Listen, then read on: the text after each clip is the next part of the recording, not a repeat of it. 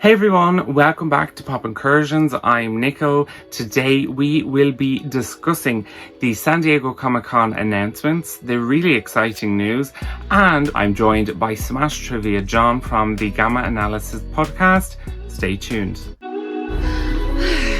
Heard you guys were having a party. Say what? Avengers! Sorry, what now?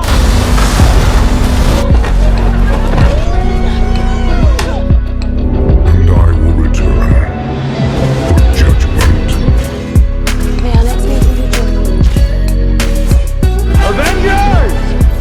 Confusion is but the first step on the journey to knowledge. Show some respect. She-Hulk smash. It's Shang-Chi. Higher, further, faster.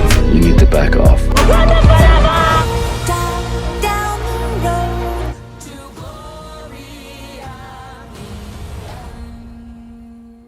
So yes, it has been a while since I last did a video. I intended on taking a break, just not that long. However, a lot was going on in my life and there was a gap between MCU projects, so it seems like the perfect time. But we are back. As I said, today we're discussing the San Diego Comic-Con announcements from last week, and I am joined for the second time now on the channel by Smash Trivia John from the Gamma Analysis podcast.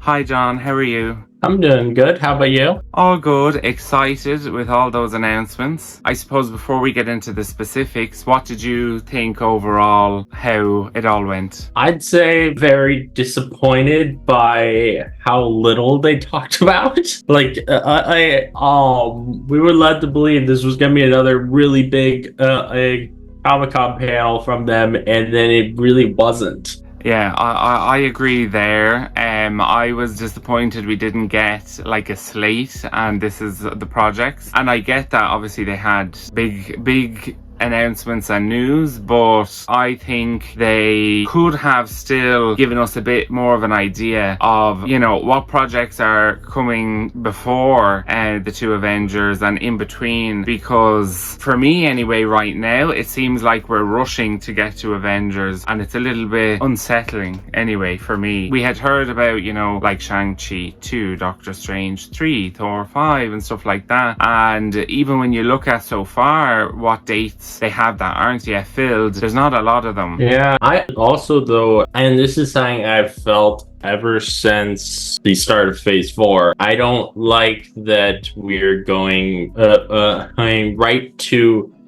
another massive event with Avengers films right after Endgame, instead of having the next Avengers film after Endgame being something smaller, more on the level of first two Avengers films. I think we need something like that to introduce us to the new team before we see them fighting an actual big threat. And that worries me as well. I think we will have some more projects before Secret Wars. I think they just need to actually get them announced. Like they literally showed us, it's like 2 years ago or whatever, when they actually did the slate that revealed Secret Wars. They showed us there were a whole bunch of slots for 4 different projects, like in Phase 6, and they said that we will reveal those later on, and then they didn't. Yeah, it's very frustrating, and like even just to think about, okay, in 3 years is Avengers Secret Wars,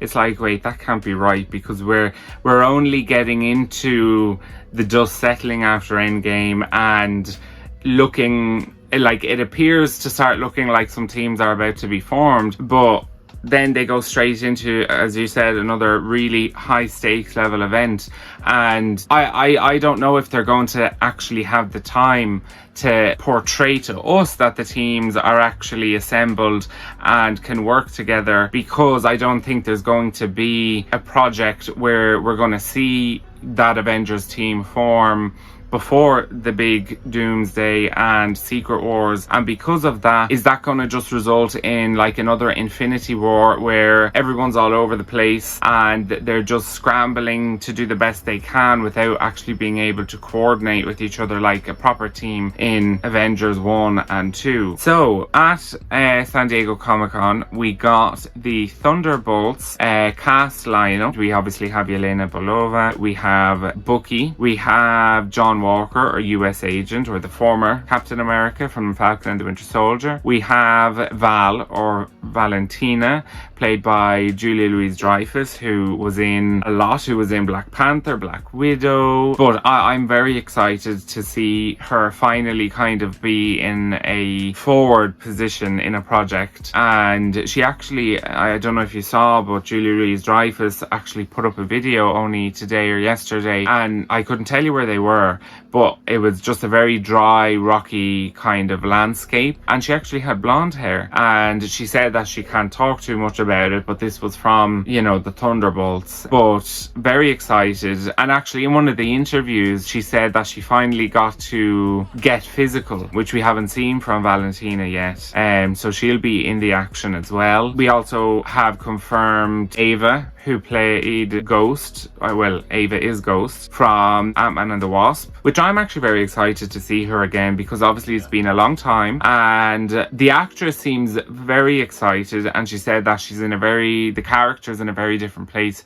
from where we picked up. It'll be interesting to know if she actually ended up getting any kind of help for her problem, since like the whole point of what Scott, Hank, and Janet were doing with the quantum realm in that post-credit scene for Ant-Man and the Wasp was to get her help, and then they just didn't expand on that at all after that. Well, unfortunately, especially recently, that's definitely been a thing in the MCU, where their post-credit scenes either don't lead to anything, or they end up not being relevant because in the next project they decided to change, you know, the story or whatever. We also have Taskmaster from Black Widow, and of course Red Guardian. And from what I have kind of heard, and from what it appears, it definitely seems to be very kind of Black Widow led, where a lot of the story is around Yelena and, you know, the complex family dynamic. And then we have two actors making their MCU debuts in Thunderbolts. We have Geraldine Viswanathan, who will be Val's assistant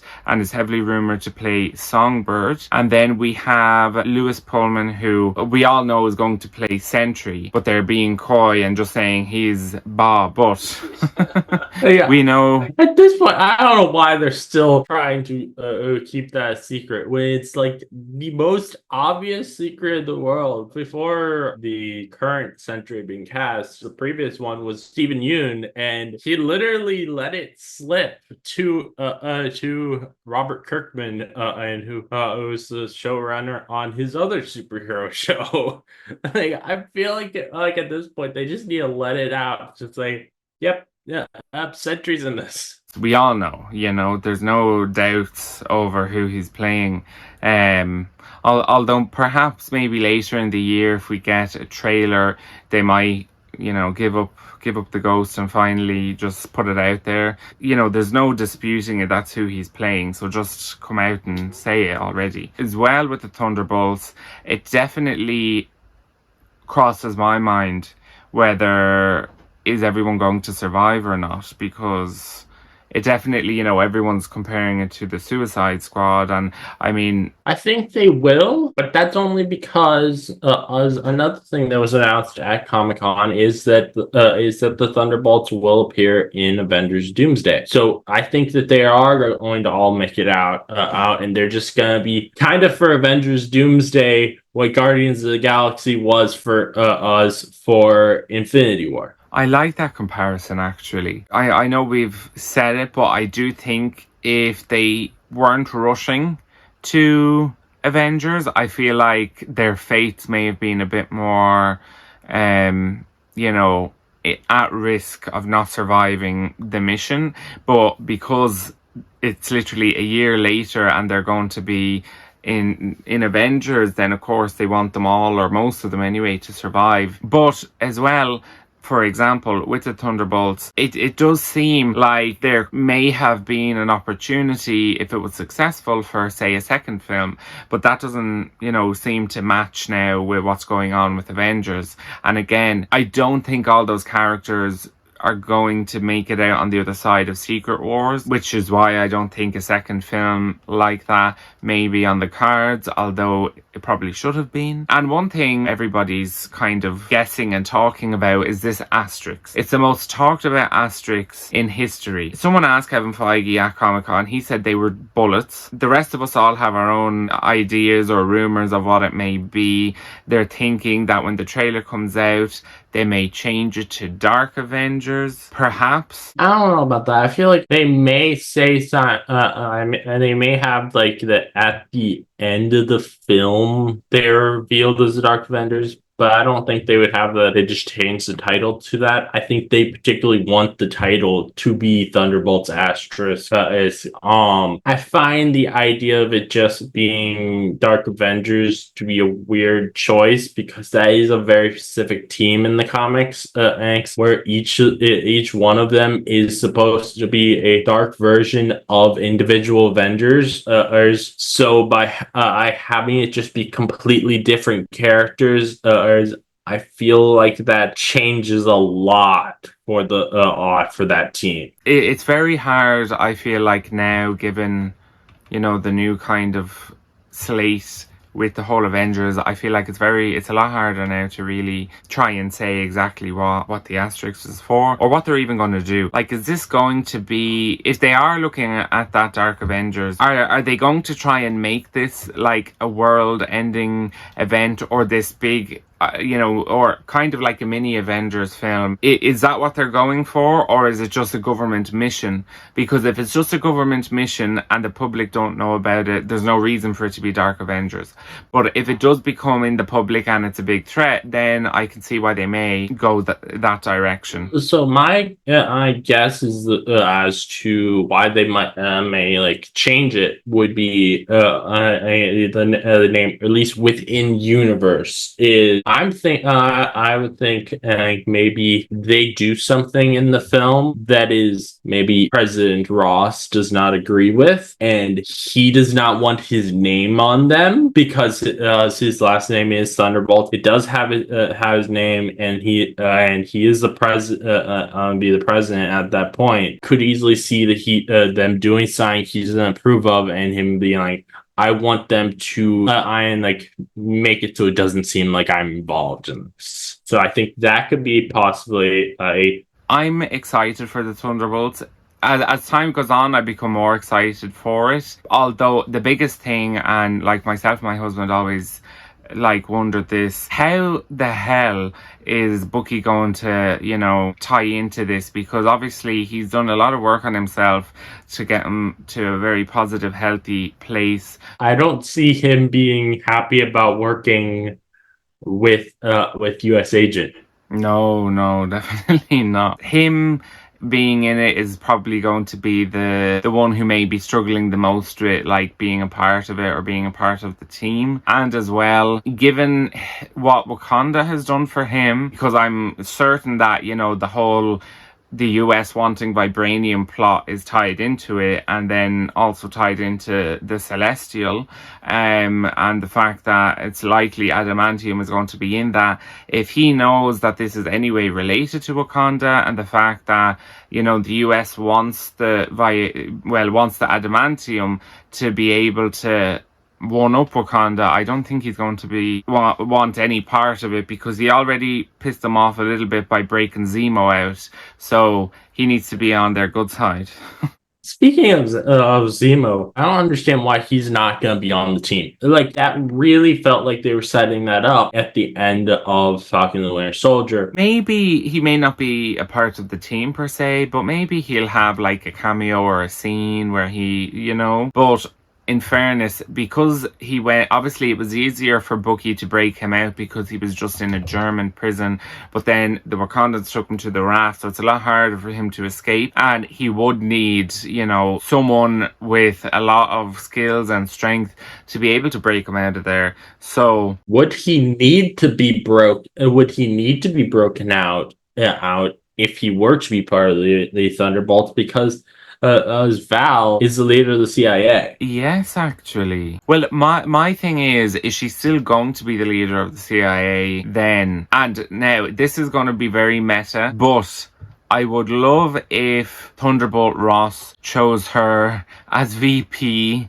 Now, obviously, she was, you know, the Veep and president in Veep, so it's very meta, and Marvel likes to do that. But then I don't see how she'd be able to be the leader of the mission per se. But yeah, overall, very excited about Thunderbolts, and I do think that it will do better than the general consensus. And then we had the Fantastic Four. The cast was there, and initially they were saying the cast wasn't there because they were in London and they're filming the next day, but they took a crazy hour flight just to be able to be on that stage. And of course, we got the full title, Fantastic Four, The First Steps. We had their titles confirmed, and then footage was shown. This wasn't footage from the film because they hadn't recorded at the time, but this was footage they made specifically just for Comic-Con to be able to show something. Now, I don't know if you saw it. I saw it because somebody leaked it.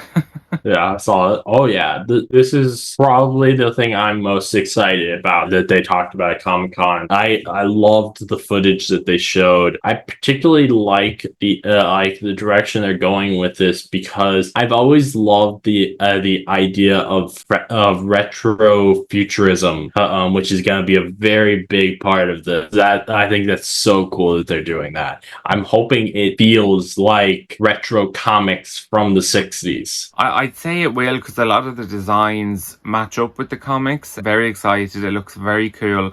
And especially the chemistry between Vanessa and Pedro. You would actually think they were a real couple. So definitely really excited. We got a glimpse of Galactus, and then they too were announced to also be in the next two Avengers. As you said, they're probably in a similar position to what the Guardians were in Infinity War, as well as the Thunderbolts. But obviously, all that footage was just to get us excited. I hope, though, that footage, well, even though it might not be the same as what we actually get in the film, I hope that what we get in the film is very similar, particularly for one scene out of that I thought was so cool that they were doing. I want this to actually be in the film. Is they had the thing going on, a dating show. Like, I thought that was so much fun to see. Yeah, I'd love to see that, and I'd say we will, because it gives you that 60s space age vibes, and in that time astronauts were celebrities. So I definitely think we may see that, because I feel like they will be celebrities, you know, already in their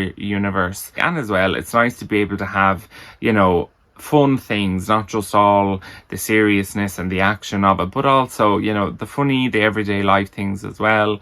And I think that's particularly for Fantastic Four, you need to have that. They need to feel like they are a family, which is very different from being a team.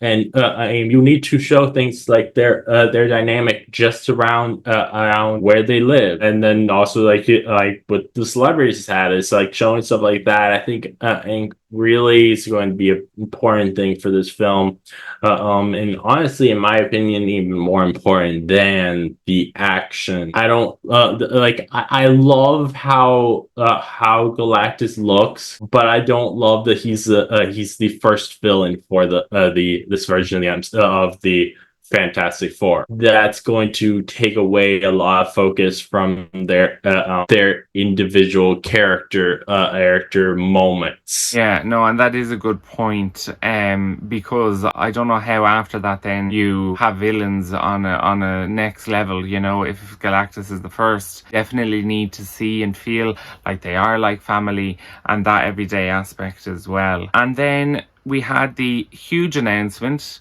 that I'm sure burst all the eardrums in San Diego. When you heard and saw, what was in your mind? What were you thinking about? What was your reaction? Anger.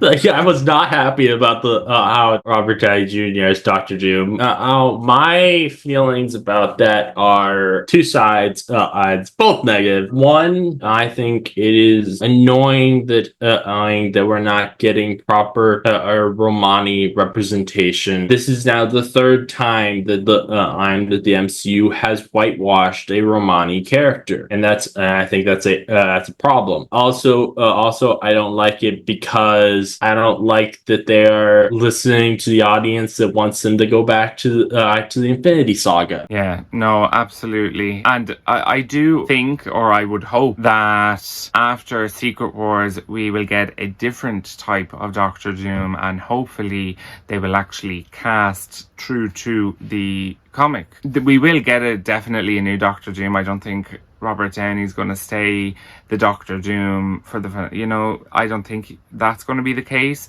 Although trying to get them to cast Romani, I feel like is very up in the air whether they will actually do it or not, because when that group of fans do suggest people for Doctor Doom, that isn't taken into consideration.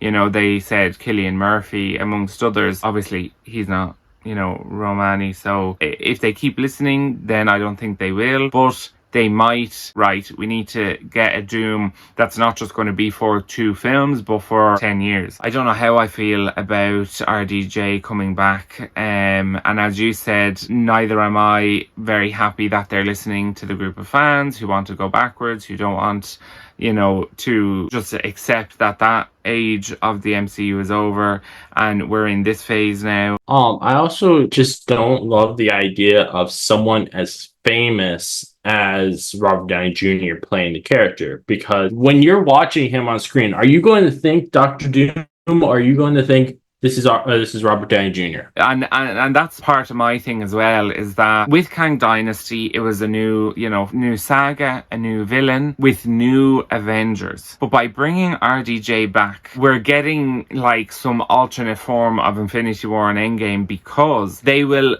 pull all those Infinity Saga characters to the front, because they are going to want to get their reaction to when they see his face. So that means very similar, cast from Infinity War and Endgame, and all the new characters will be on the sidelines.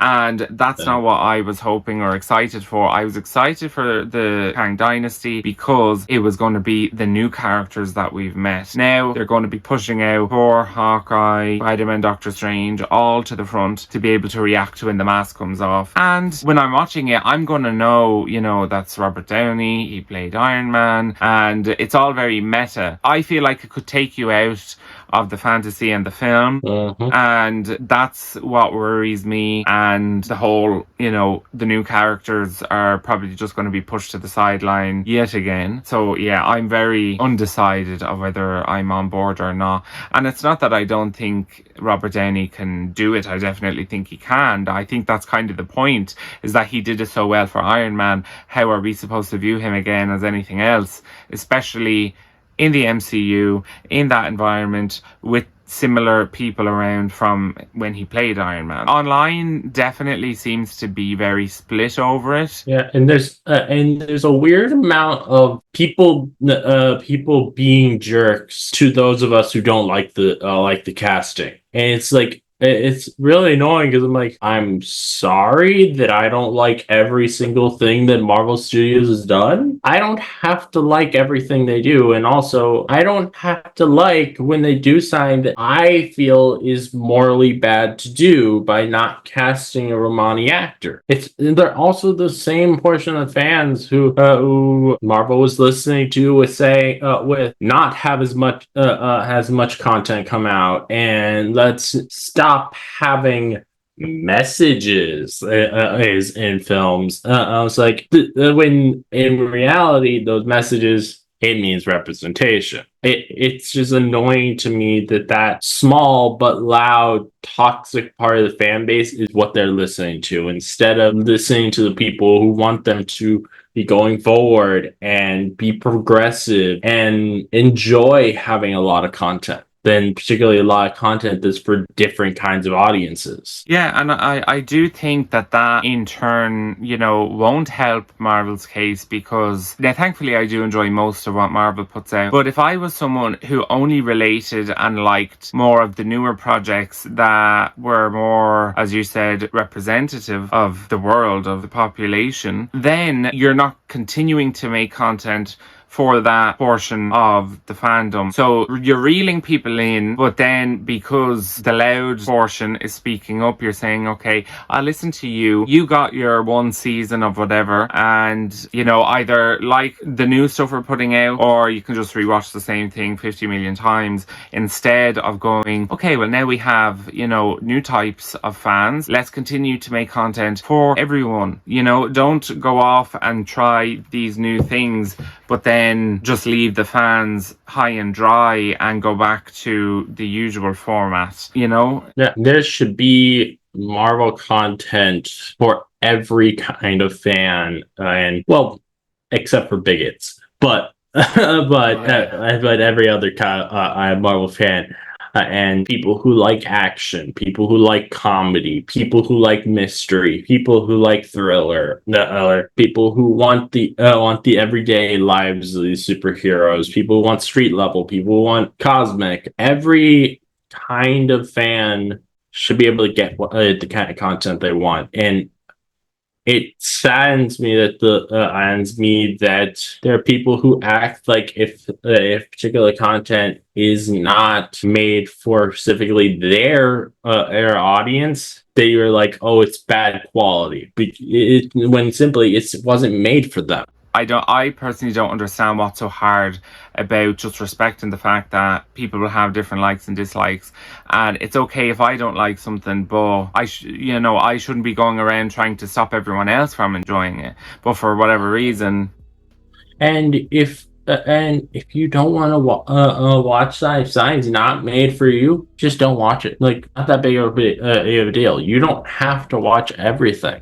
And it's a very simple concept, but for some whatever reason, it's like, right, I won't watch it, but you're not allowed to watch it either, and they're not allowed to make it ever again. And it's, you know, some of the new characters will get a decent, you know, portrayal. I think that it depends on, obviously, actor schedules, because they're no longer doing the 10-year contracts, so they have to like get new contracts for a lot of these new characters if they want to have them appear. Also, budget is a big a thing, because they're shelling out a lot of their budget for Robert Downey Junior. Yeah, I really hope that they are able to get a good chunk of people, and that we are actually going to see somewhat of a new Avengers team, you know. I am hopeful that She-Hulk will appear. I'm 99% sure we'll see Shuri, Shang-Chi, obviously Sam Wilson, Captain Marvel, then Doctor Strange, Spider-Man, you know, Thor. Hopefully there'll be at least a balance of, you know, the new and the old characters. But yeah, so thank you very much for joining us today.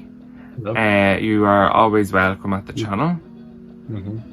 And we will make sure to put the links to the podcast and to John's socials in the description, and make sure you check out the podcast. So thank you for watching, everyone. Make sure you let us know your thoughts of the announcements at San Diego Comic-Con. You can let us know in the comments, and our socials will be there as well. Make sure you check out John's podcast, and thank you so much for watching. Be sure to give the video a like, click that subscribe button, and we shall see you soon in the future. I'm Nico for Pop Incursions. See you next time.